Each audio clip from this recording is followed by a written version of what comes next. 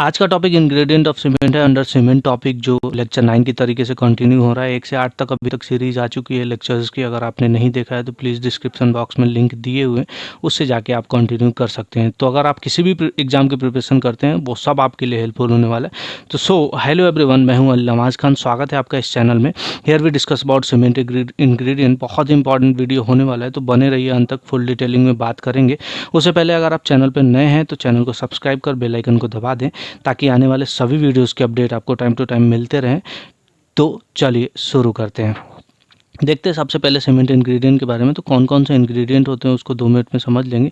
तो इंग्रेडिएंट हमारे कुछ ऐसे हैं। लाइम होता है, silica oxide, alumina, calcium sulphate, iron oxide, सबको डिटेलिंग में समझेंगे। मैग्नीशियम ऑक्साइड, सल्फेट, अल्कलीस, कुछ इसको और नाम से जानते हैं, जैसे लाइम को कैल्शियम ऑक्साइड बोल देते हैं। सिलिका का केमिकल फार्मूला है SiO2, एल्यूमिना का Al2O3, कैल्शियम सल्फेट CaSO4 होता है। इसी में .1s2 हो जाता है, तो यही जिप्सम होता है जिसको हम ऐड करते थे क्लिंकर में, ताकि उसका जो फ्लैश सेटिंग है उसको हम रोक सके। आयरन ऑक्साइड Fe2O3 होता है। मैग्नीशियम ऑक्साइड MgO, वैसे ही सल्फेट और अल्कलीज कुछ होते हैं। ठीक है, सबको हम देखेंगे बारी बारी क्या होता है। हम कंटिन्यू करते हैं लाइम से। लाइम यानी CaO बहुत पुराने समय से यूज़ होने वाला मटेरियल है, बाइंडिंग मटेरियल के तौर पे। अभी तो सीमेंट को हम यूज़ करते हैं, लेकिन अभी भी लाइम के कंटेंट को रखते हैं। लाइम का कंटेंट कुछ ऐसे रखते हैं, हमने क्या देखा था, 67% के अराउंड हम रखते हैं, जो हम पिछले बता चुके हैं, 62 से 67%। तो ये 2 तरीके से, या तो 67% से कम रखते हैं या तो ज़्यादा रखते हैं, दोनों केसेस हो सकते हैं। तो कम ज़्यादा रखने से क्या अंतर होने वाला है उसके बारे में हम समझेंगे। तो सबसे पहला केस हम देखते हैं कि जो हम कम रखते हैं, अगर लाइम के कंटेंट को कम रखते हैं, यानी इसको हम लाइम, कैल्शियम ऑक्साइड को ही लाइम बोल देते हैं, ठीक है, इसके कंटेंट को हम कम रखेंगे तो ये क्या होगा, लेस साउंडनेस होगा। साउंडनेस जो होगा, साउंडनेस अनसाउंड होगा, इसकी प्रॉपर्टी कम होगी। अब अनसाउंड है क्या, उसके बारे में हम समझ लेते हैं। अनसाउंड बोले तो एक्सेस एक्सपेंशन या वॉल्यूम चेंज, उसी को हम क्या बोल देते हैं, अनसाउंड। मीन्स एक्सपेंशन कितना ज़्यादा हो जा रहा है उसी को हम बोल देते हैं अनसाउंडनेस। यानी एक्सपेंशन जितना ज़्यादा, वो उतना ज़्यादा अनसाउंड क्रिएट होता जाता है। हम क्या चाहते हैं, अनसाउंडनेस को हम कम करना चाहते हैं, क्योंकि अगर एक्सपेंशन ज़्यादा होगा मीन्स हमारा क्या होगा, क्रैक डेवलप ज़्यादा होंगे।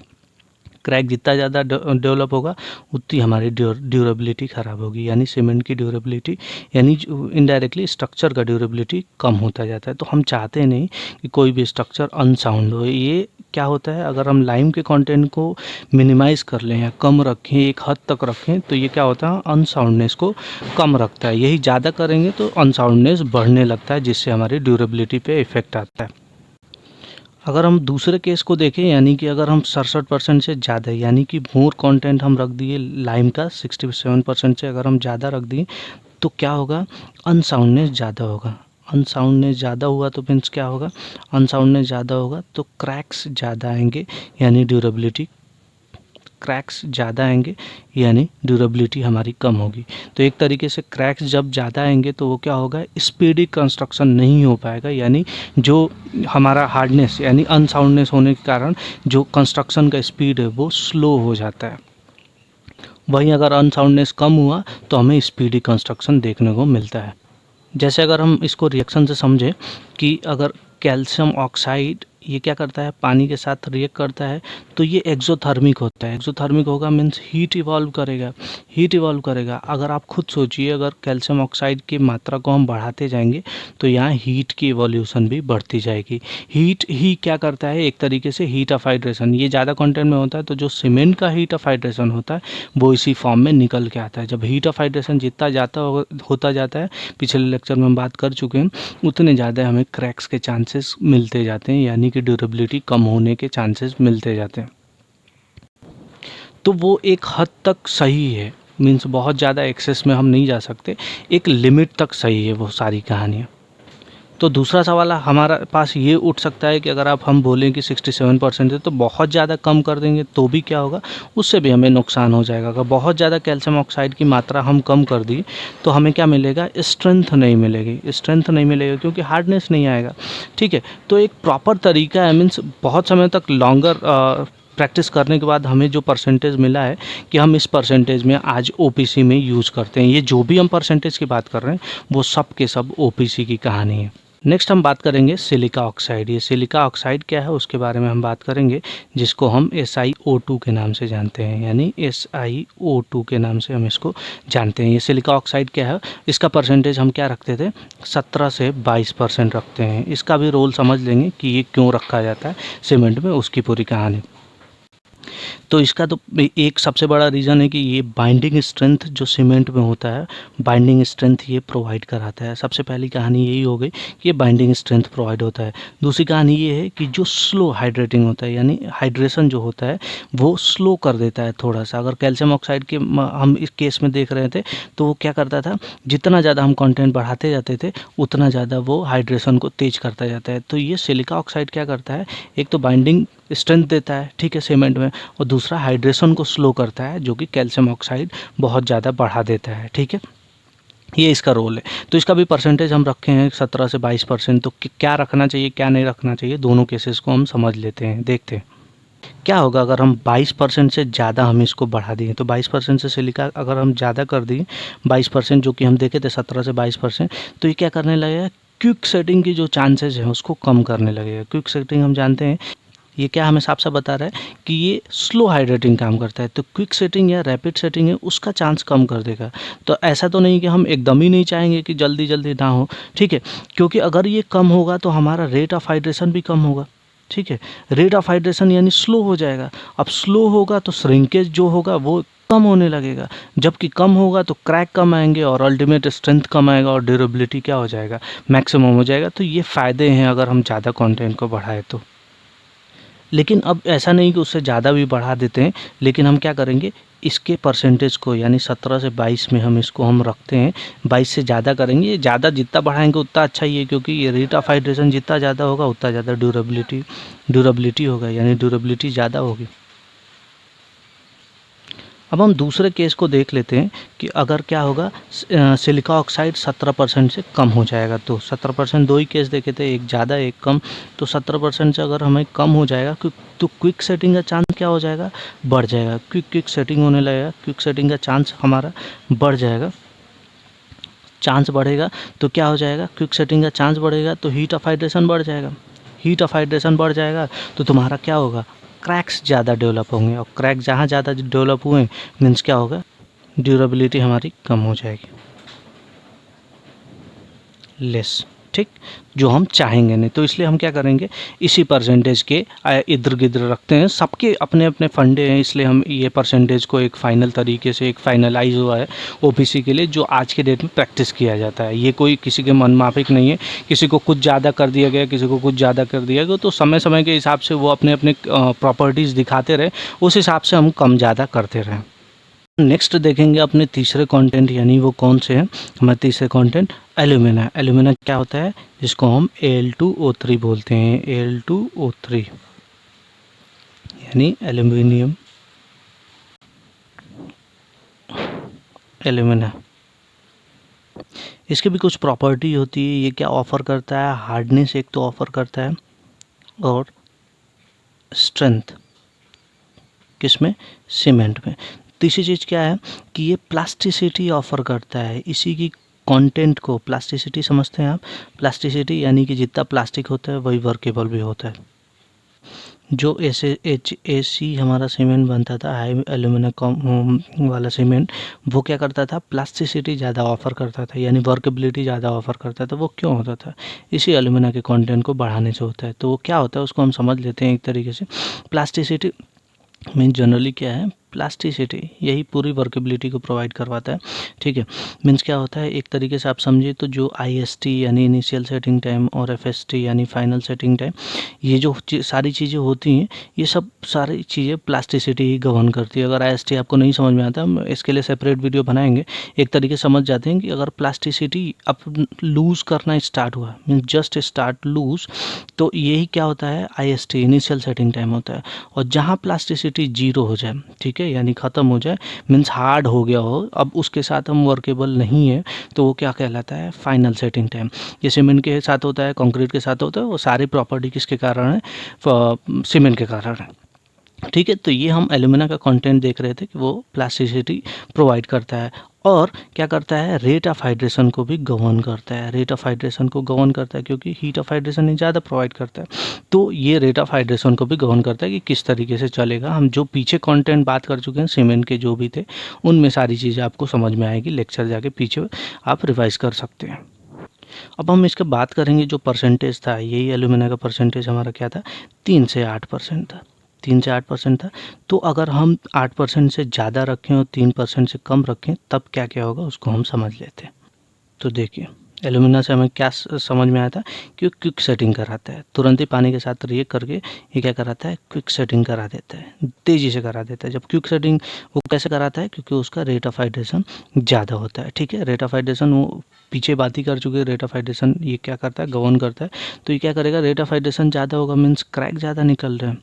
ठीक है, क्रैक जितने ज़्यादा निकलेंगे मीन्स ड्यूरेबिलिटी कम होगी। तो हम इस चीज़ का ध्यान रखेंगे कि इसका परसेंटेज हमें ज़्यादा नहीं करना है, इसीलिए क्या है 8%, 3 से 8% के बीच में ही हम रखते हैं ओपीसी में। अब एक तरीके से दूसरी चीज़ को हम समझें कि अगर हम 3% से कम रखें तब क्या होगा, तो देखिए अब क्या होगा, क्विक सेटिंग कम होगा। क्विक सेटिंग कम होगा मीन्स रेट ऑफ हाइड्रेशन कम होगा। ठीक है, अगर रेट ऑफ हाइड्रेशन कम होगा मीन्स क्रैक कम होगा, क्रैक कम निकल के आएगा ना, रेट ऑफ हाइड्रेशन, गर्मी कम निकलेगी मीन्स क्रैक कम निकल के आएंगे, मीन्स क्या है, यहाँ ड्यूरेबिलिटी हमारी कम हो रही थी, यहाँ ड्यूरेबिलिटी हमारी बढ़ जाएगी। ठीक है, तो ये सारे फ़ायदे हैं, ये सब के कंटेंट ये क्यों ऐसे रखते हैं, ये सारी चीज़ जब हम क्राइटेरिया को समझेंगे तो हमें समझ में आता है कि क्यों ज़्यादा था क्यों कम था। अब हम नेक्स्ट देखेंगे यानी कैल्शियम सल्फेट। कैल्शियम सल्फेट क्या होता है, जिसको हम इसका केमिकल फार्मूला क्या होता है, CaSO4,